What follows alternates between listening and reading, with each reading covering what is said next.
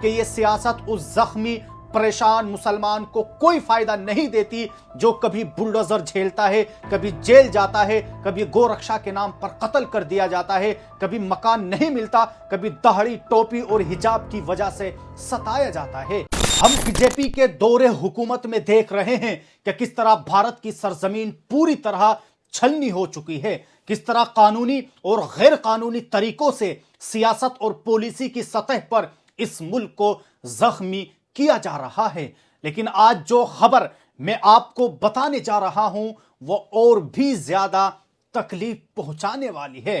پچھلے کچھ دنوں میں جس طرح ایم آئی ایم کے کارپوریٹر کی سیاست ابھر کر سامنے آئی ہے اور جس طرح کے بیانات ہمارے سامنے آئے ہیں وہ بے حد چونکا دینے والے ہیں کہ ایک مسلم پارٹی کی طرف سے اس طرح کی سیاست سامنے آ رہی ہے اور بھی زیادہ افسوسناک ہے۔ میں آپ کو دو بیانات سناؤں گا اور انہی کی بنیاد پر آپ کو طے کیجئے کہ اسد الدین اویسی صاحب، جنہیں ایک بہترین رکن پارلیمنٹ مانا جاتا ہے، ایک ایسے مقرر جن کی میں نے ذاتی طور پر خود تعریف کی ہے، جو پارلیمنٹ سے لے کر بین الاقوامی سطح تک خاص طور پر بھارت کے مسائل اور بھارتی مسلمانوں کے مسائل کو جس عمدہ انداز میں پیش کرتے ہیں، پچھلے مسلسل 2 سے 3 دنوں میں انہی کی پارٹی کے ایک کارپوریٹر اور ایک کارپوریٹر کے والد دونوں کے بیانات وائرل ہو رہے ہیں۔ ان بیانات پر جناب اسد الدین اویسی کی جو خاموشی ہے وہ صاف طور پر کیا بتاتی ہے؟ سب سے پہلے میں چاہتا ہوں کہ آپ سحر شیخ کا یہ بیان سنیے۔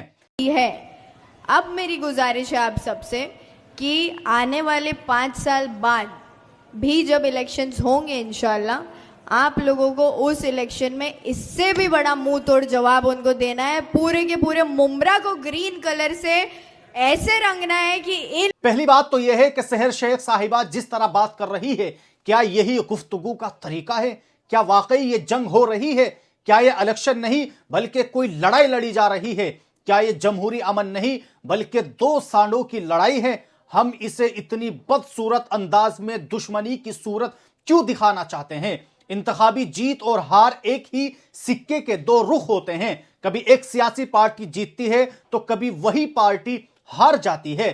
بلکہ اسی طرح کے حال ہی میں بی ایم سی کے انتخابات میں ہم نے خود دیکھا ہے کہ سماجوادی پارٹی کے جس خاص علاقے میں پہلے 8 کارپوریٹر تھے اب وہاں صرف 2 رہ گئے ہیں۔ پہلے ایم آئی ایم کے 2 کارپوریٹر ہوتے تھے اور اب ان کے 8 ہو چکے ہیں، یعنی وقت کا پہیہ گھومتا رہتا ہے۔ مجھے لگتا ہے کہ ایم آئی ایم نے کچھ ایسا کیا ہے کہ مسلم ووٹر ان کی طرف متوجہ ہو رہے ہیں۔ اچھی سیاست میں شاید مسلم ووٹر یہ سوچ رہا ہے کہ وہ ان کے زیادہ بڑے خیر خواہ ہیں یا ان کے مسائل کو بہتر انداز میں اٹھا سکتے ہیں، لیکن یہ کہنا کہ پورے علاقے کو سبز رنگ میں رنگ دیں گے۔ بھارت ایک سیکولر ملک ہے اور مہاراشٹر کا قانون بھارت کے دوسرے ریاستی قوانین سے مختلف نہیں ہے، پھر ایک خاص مذہب کے خدا کا نام لے کر سیاست کیوں؟ کیا وہ صرف اسی مذہب کے ماننے والوں کے لیے کام کریں گے؟ یہاں کئی مسائل ہیں جو سحر کے بیان سے صاف طور پر اٹھائے جا رہے ہیں۔ دوسری طرف وہ پارٹی جو اس ملک کو زعفرانی رنگ میں رنگ دینا چاہتے ہیں، ہر چیز میں ایک ہی مذہب کی بات کرتے ہیں۔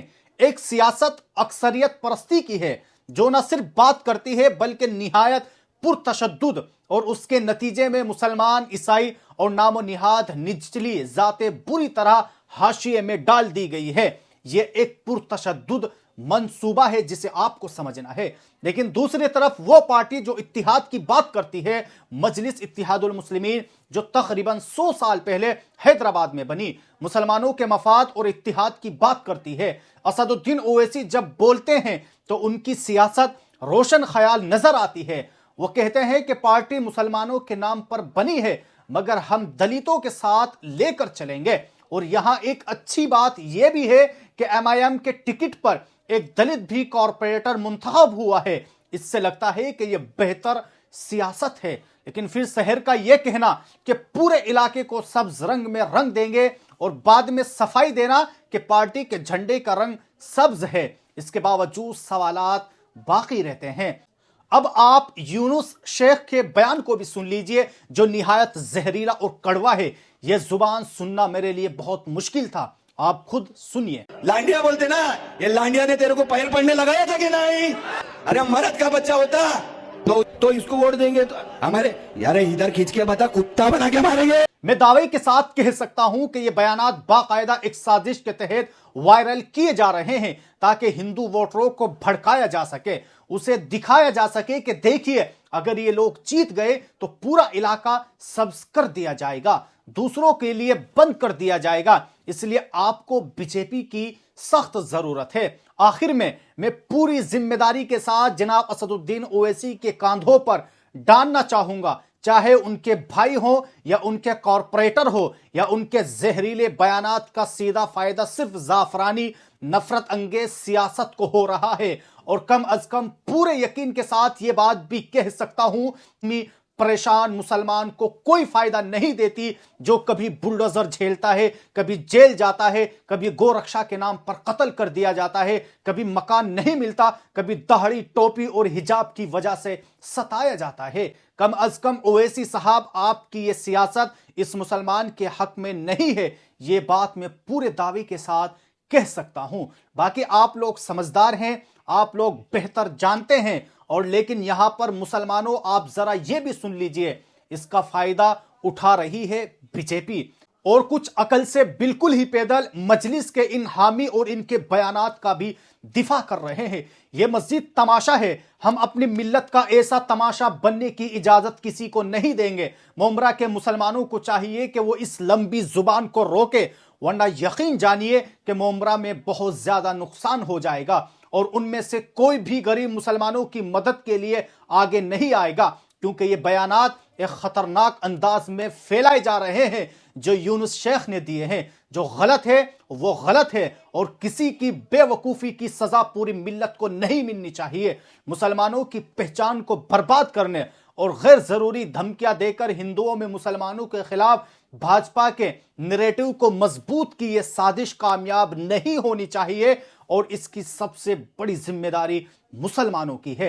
अब फैसला आपको करना है कि किस तरह के बयानात को सपोर्ट करना है और किस तरह के बयानात की मुखालिफत करनी है। आखिर में हम आपको फिर बताते हैं कि हम किसी पार्टी की मुखालिफ नहीं है, खास तौर से मजलिस इत्तेहादुल मुस्लिमीन को हम खुद सराहते हैं, लेकिन जब कोई बात ऐसी आती है कि जो मिल्लत के लिए नुकसानदा है तो हम उस पर बात करते हैं। अब सही गलत का फैसला आप लोगों को करना है। आप सब लोग इस वीडियो को ज्यादा से ज्यादा वायरल कर दीजिए और लोगों तक पहुंचाए कि इस तरह के बयानात की मजम्मत करनी चाहिए बजाय सपोर्ट करने की, ताकि हम किसी बड़े नुकसान से बच सकें।